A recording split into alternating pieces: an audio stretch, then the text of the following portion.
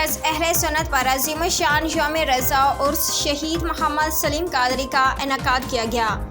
تقریب میں ہزاروں کارکنان کی شرکت۔ بانیوں قائد سنی تحریک شہید محمد سلیم قادری کو زبردست خراج عقیدت پیش کیا گیا۔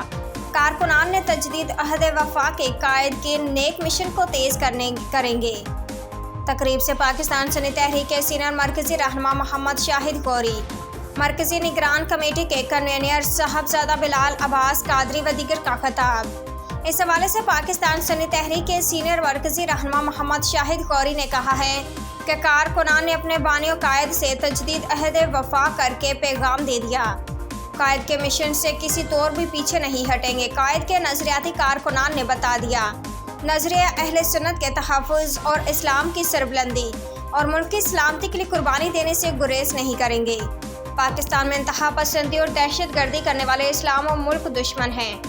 اہل سنت اور تنظیم کو ٹکڑوں میں تقسیم کرنے والوں کو نظریاتی کارکنان معاف نہیں کریں گے۔ اس موقع پر نگران کمیٹی کے کنوینر صاحبزادہ بلال عباس قادری، محمد شہزاد قادری، فہیم الدین شیخ، محمد مبین قادری، محمد آفتاب قادری، غلام مرتضیٰ قادری سندھ کے صدر، نور احمد قاسمی، علماء بورڈ کے علامہ طارق مدنی، علامہ محمود قادری، علامہ قاری امان قادری و دیگر نے خطاب کیا۔